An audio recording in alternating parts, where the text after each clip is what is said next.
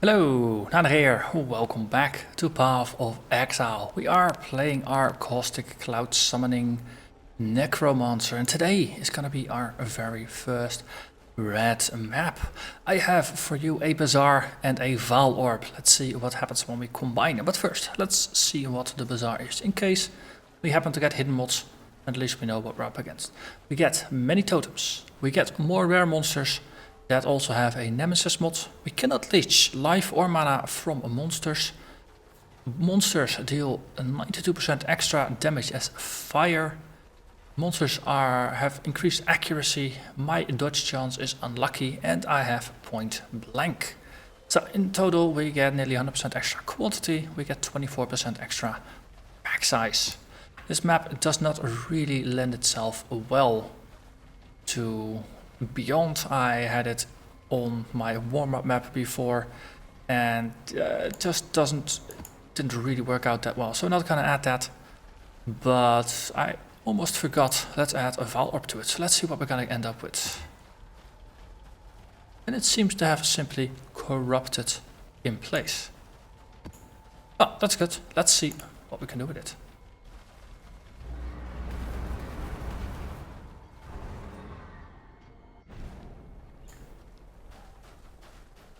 Let's see, okay, we're starting from this side now. So the Bazaar is effectively a number of large open squares with lots of these small corridors around them linked together. As such, if you find the direction it's going in, and it does pay to piggyback a little bit. So well, you can basically just weave through and only go through it in the length once. Seems like this is the direction. So the next opportunity will weave back around and clear the loop. What? This decoy totem? Yes, please. More decoy totem, always good.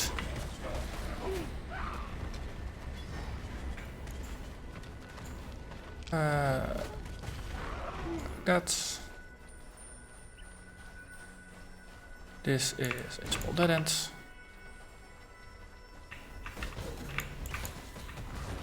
Map is not well as easy to run as the more linear maps are, but found the warm-up I did to be relatively doable, minimal amounts of backtracking, though it is rather easy for a lot of monsters to just keep hidden and therefore get overlooked. Let's see how the map generation is going to be for us this time.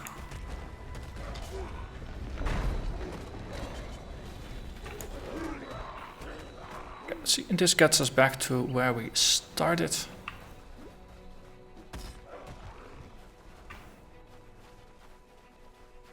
The boss of the Bazaar is the sculptor, who, when he gets lower on life, will awaken the statue of Marseilles the Defaced. And when he gets even lower on life, he'll also wake up the goddess of purity. And when he's nearly dead, he's gonna wake up every other single statue that's in his workshop. And that workshop is rather filled up with enemies to begin with. So in my warm-up, I was perfectly fine until Marseilles the Defaced showed up with his chaining lightning attack. Of course, he is pretty adept at wiping out our zombies. Of course, the zombies there are not our true damage dealer. That is the nice green caustic clouds that we have all over the place. But they are our mid shields and they do give us some physical damage reduction. So they do add a bit of damage. It's not like they don't do anything. They have strength in numbers. But here though, things like golems, those are relatively tanky enemies and we still manage to chew through them rather well. We are running this map with our little discipline aura up, so we have about 1,000 extra energy shields, and thanks to Zealot's Oath and some life regen on the skill tree, we also have a bit of extra energy shield regeneration from that. The reason for that is that previous map was a hexproof and I still have it on. Because of course on the hexproof map there is no point in running around with a blasphemy vulnerability. Because it doesn't really do much. In this case especially because I know the boss fight is going to be in relatively confined quarters against bosses that do have the potential to deal quite some damage. Having a higher energy shield simply means we have a better chance of survival. Notice I've been going in one direction for a bit too long. Let's backtrack a bit again, see if we can get some stuff on the other side. So here, statues are awakening, hot dogs are popping out everywhere. Spiders are even coming out of the market stalls.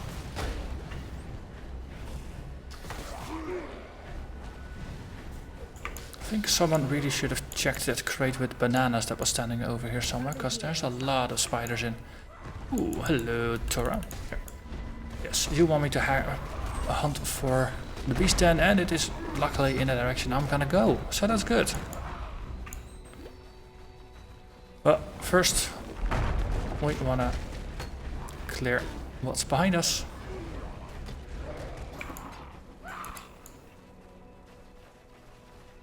Okay, then let's see what's over there.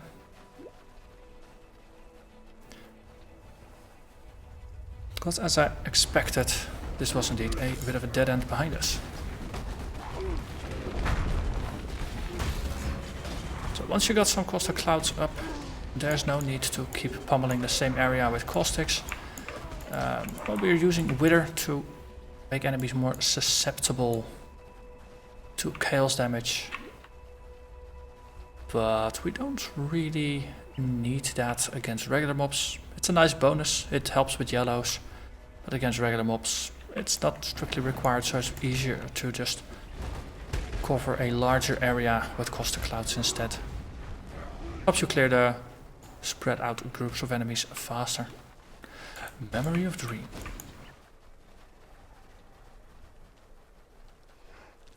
Let's see.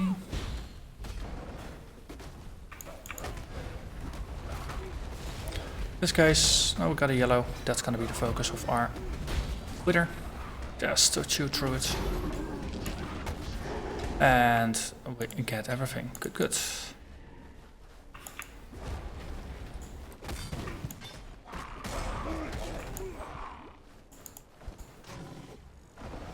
Okay, now we're bending off to the side here, but it still pushes forward.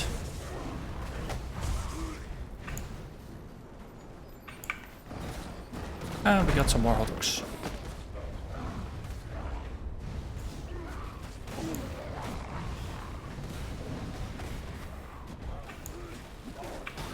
Oh, immortality totem. That's you. Yep. And then everything else falls over as well.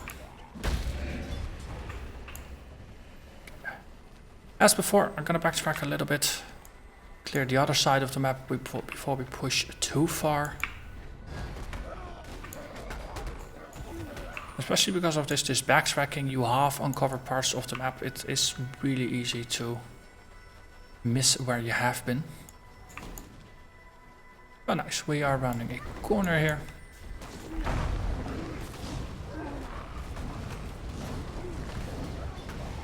It's very likely that, oh, if you look at the map, it is effectively some of these larger squares that are just linked together. The chances are that we're gonna walk into another large square over there. They're all just overlapping and get some funny map layouts. Hello, Ghosty. Come on, move forward. You're backing yourself into a corner. That's not really productive. I tried, but if there's no rares, of course then the rare shows up.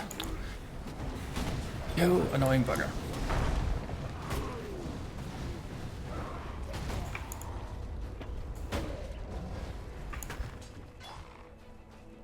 Okay, might as well clear the ancient den for Tora. But first I think we need some new zombies. Someone has been chewing through all of them. Like that. Ancient in is going to be 79, tier 12 equivalent.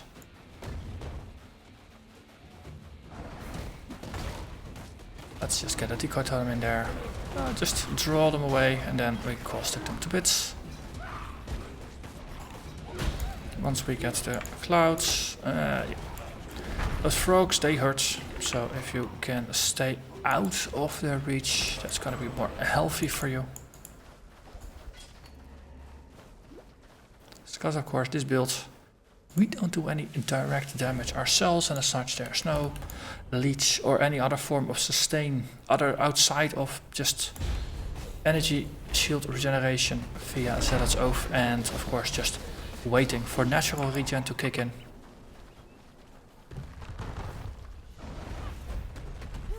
And well, we do have a Val Discipline here as a backup in case we need it, but that's not something you want to rely on as a normal part of doing business.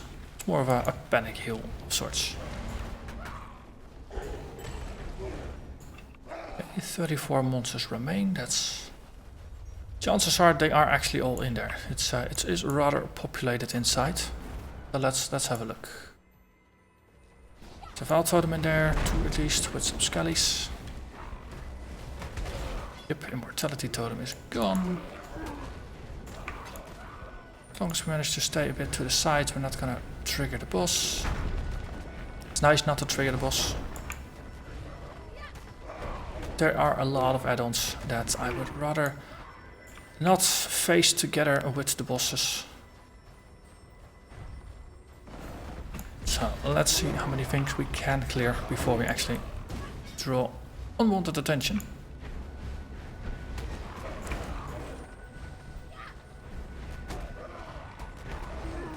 It's also going to be nice because there will be zombies in the side corridors here that we can potentially reanimate when we run out of them.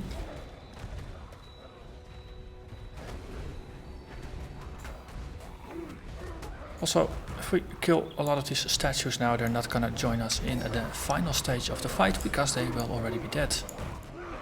There's the Sculptor's Tools, there's 9 mobs remaining. I think we can try this.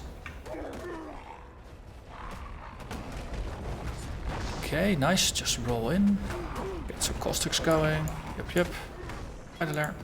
And there we are with the Ancient Sculptor, who is corrupted.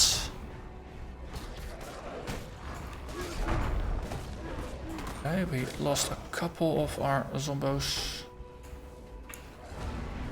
Oi, Marseilles, okay, let's unleash the Army of the Damned just to give him a couple more targets to go after. We keep focusing on the Ancient Sculptor.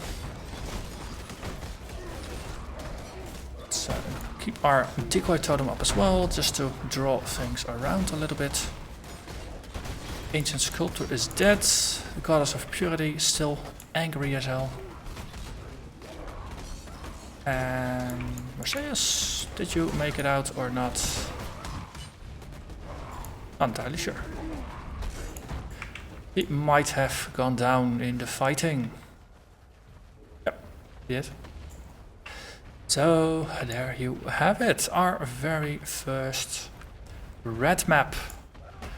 Oh, we ran it with a decent set of modifiers. It could have been a lot worse. We were relatively lucky. The extra fire damage is effectively the only one that makes things stronger. But for a very first corrupted red map, I think we did relatively alright. So I'm gonna thank you very much for watching. And I hope to see you again next time when we undertake something that's maybe a little bit more challenging. Bye bye.